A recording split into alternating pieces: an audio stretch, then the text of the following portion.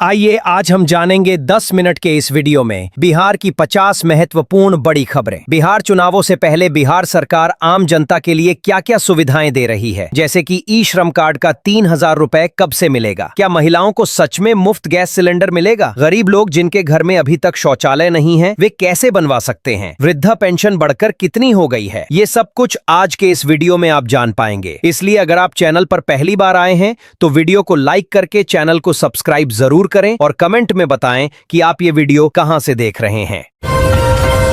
बिहार शिक्षक भर्ती में बड़े पैमाने पर फर्जीवाड़ा सामने आया।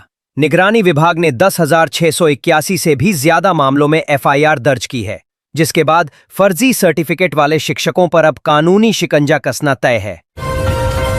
राष्ट्रीय जनता दल आरजेडी के एक प्रमुख स्टार प्रचारक को भारतीय जनता पार्टी बीजेपी ने अपने खेमे में शामिल कर लिया, जिससे बिहार की राजनीति में बड़ा उलटफेर हुआ और लालू परिवार को तगड़ा झटका लगा है। आगामी विधानसभा चुनाव से ठीक पहले पटना पुलिस ने एक बड़ा कदम उठाया है। बेऊर जेल में बंद 15 से अधिक कुख्यात अपराधियों को चुनाव प्रक्रिया को प्रभावित करने से रोकने के लिए दूसरी जेलों में भेज दिया गया है। महागठबंधन के नेता तेजस्वी यादव ने वादा किया है कि सरकार बनने पर सभी जीविका दीदियों को सरकारी कर्मचारी का दर्जा और हर महीने 30,000 रुपए का भारी भरकम वेतन दिया जाएगा। गरीब और जरूरतमंद छात्रों को आगे की पढ़ाई के लिए अब हर महीने मिलेंगे 5,000 रुपए।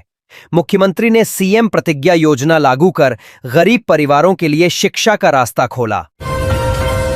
पटना पुलिस ने कंकरबाग जैसे इलाकों में छापेमारी कर अवैध नशीले इंजेक्शन और नींद की गोलियों के बड़े कारोबार का भंडाफोड़ किया है, जिसमें लाखों की खेप के साथ 7 आरोपियों को गिरफ्तार किया गया है। महागठबंधन द्वारा तेजस्वी यादव को मुख्यमंत्री पद का उम्मीदवार घोषित किए जाने के बाद बिहार की राजनीति में जबरदस्त बहस छिड़ गई है।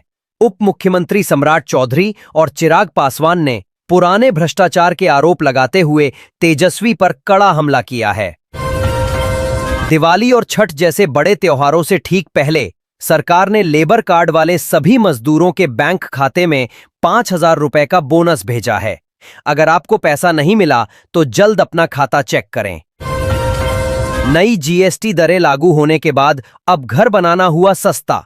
सीमेंट, सरिया और बालू जैसे निर्माण सामग्रियों के दामों में उल्लेखनीय गिरावट दर्ज की गई है, जिससे रियल एस्टेट बाजार में भी रौनक लौटी है। विधानसभा चुनाव से ठीक पहले राष्ट्रीय जनता दल आरजेडी के एक बड़े स्टार प्रचारक ने पार्टी छोड़ दी है। भाजपा में उनके शामिल होने से लालू प्रसाद यादव और तेजस्वी यादव को करारा झटका लगा है। छठ महापर्व के अवसर पर बिहार आने वाले यात्रियों की भारी भीड़ पटना जंक्शन पर देखने को मिली। सहरसा और भागलपुर जाने वाली ट्रेनों में सीट पाने के लिए लोग खिड़कियों से घुसने को मजबूर दिखे। नालंदा की राजगीर विधानसभा सीट पर जेडीयू विधायक कौशल किशोर को स्थानीय लोगों के तीव्र विरोध का सामना करना पड़ा है। पिछले 5 सालों में विकास कार्य पूरे न होने से नाराज स्थानीय लोगों ने विधायक के खिलाफ जोरदार प्रदर्शन किया है। छठ महापर्व के दौरान बिजली विभाग ने सुरक्षा के लिए कड़े निर्देश जारी किए हैं। घाटों पर भीड़ और पानी के बढ़े हुए स्तर को ध्यान में रखते हुए 24 घंटे बिजली की आपूर्ति सुनिश्चित करने के लिए विशेष कंट्रोल रूम स्थापित किए जाएंगे। केंद्र सरकार ने पीएम आवास योजना के लाभार्थियों की नई सूची जारी कर दी है। इस लिस्ट में नाम होने पर आपको घर बनाने के लिए 1,40,000 रुपए मिलेंगे। साथ ही शौचालय के लिए भी अलग से पैसा दिया जाएगा। केंद्र सरकार ने पटना को मेट्रो ट्रेन के साथ साथ बुलेट ट्रेन की सौगात दी है। इस नई परियोजना से दिल्ली से पटना तक का सफर अब सिर्फ 3 घंटे में पूरा हो सकेगा, जो एक बड़ी उपलब्धि है। सोने और चांदी की कीमतों में पिछले 12 सालों की सबसे बड़ी गिरावट दर्ज की गई है, जिससे बाजार में हड़कंप मच गया है। चांदी 17,000 रुपए तक सस्ती होकर ग्राहकों के लिए एक शानदार मौका लेकर आई है।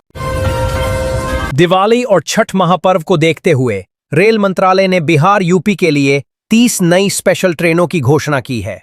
स्टेशनों पर यात्रियों की भारी भीड़ को नियंत्रित करने के लिए यह एक बड़ा फैसला लिया गया है।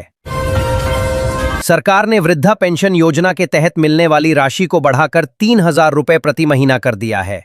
इस बढ़ी हुई पेंशन का लाभ उठाने के लिए आपके पास ई श्रम कार्ड होना जरूरी है।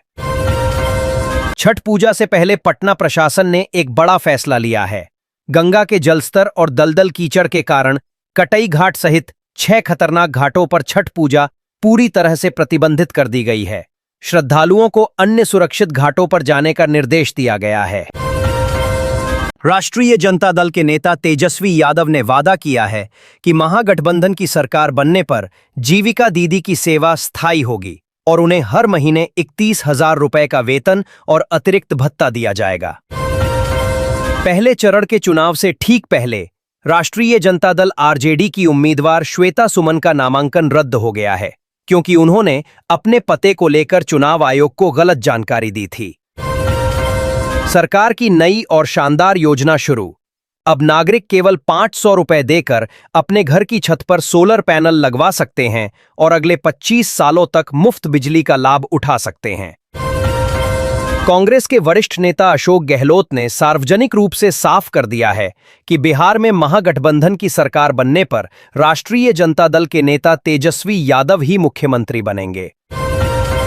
श्रम कार्ड धारकों के लिए सरकार ने 1 अक्टूबर से नई योजना शुरू की है, जिसके तहत पंजीकृत सभी मजदूरों के खाते में सरकार हर महीने 5,000 रुपए की आर्थिक सहायता भेजेगी।